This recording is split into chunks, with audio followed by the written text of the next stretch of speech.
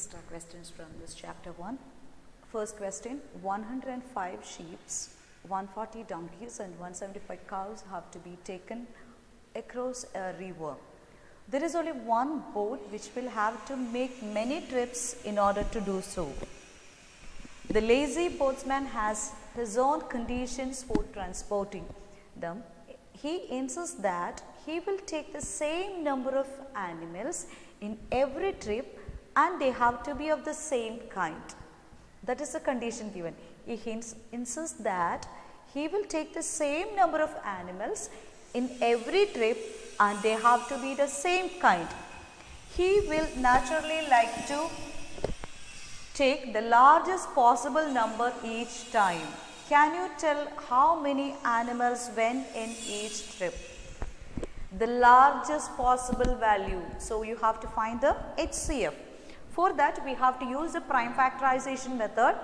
Don't go for Euclid's division lemma because it is deleted for this year. So 105 you can write as 5 into 3 into 7. 140 you can write as 5 into 7 into 2 into 2. And 175 you can write as 5 into 7 into 5. From this we have to take the common one. So what is the HCF? HCF of these two numbers, these three numbers 105, 140, 175 is equal to 5 into 7 which is equal to 35. So how many animals went in each trip? It's 35 animals of the same kind. Second question. 3 sets of English, Hindi and Maths books have to be stacked in such a way that all the books are stored topic wise and the height of each stack is the same. The number of English books is 96, the number of Hindi books is 240 and the number of Maths books is 336. Assuming that the books are of the same thickness, determine the number of stacks of English, Hindi and Maths books. We have to find the maximum number. So what is given? Each is given as the number of English book is 96, the number of Hindi books is 240 and the number of Maths book is 336. So we have to find the maximum number of books. So that is the HCF. So 96 you can write as 2 raised to 5 into 3. 240 you can write as 2 raised to 4 into 3 into 5. 336 you can write as 2 raised to 4 into 3 into 7.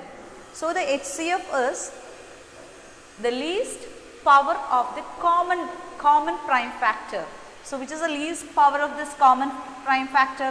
Here it is 2 raised to 5, 2 raised to 4, 2 raised to 4. So it is clearly 2 raised to 4 into, here what is 3.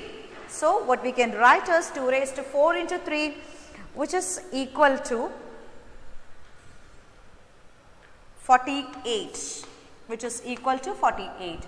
So what we have to find is how many stacks are required for keeping each book or each kind of English books, Hindi books or Maths book. So number of stacks of English books, how many are there?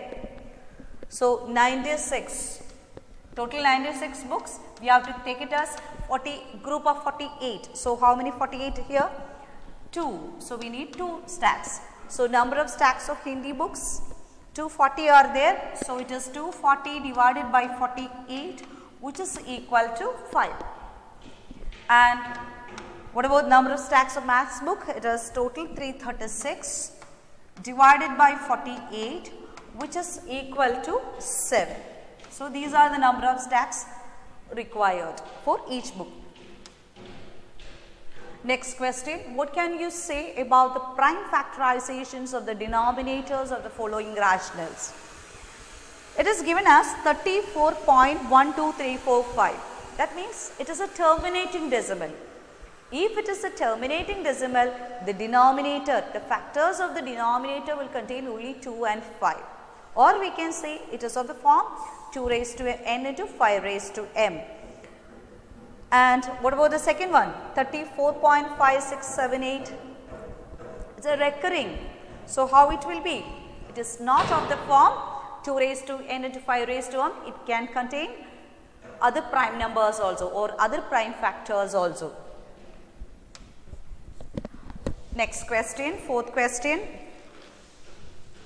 If two positive integers a and b are expressible in the form a is equal to pq square and b is equal to p cube q, where p and q are being prime numbers, then find the LCM and HCF of a and b. So, a is given, p and q are prime numbers, and a is given as pq square and b is given as p cube q. How can you find the HCF?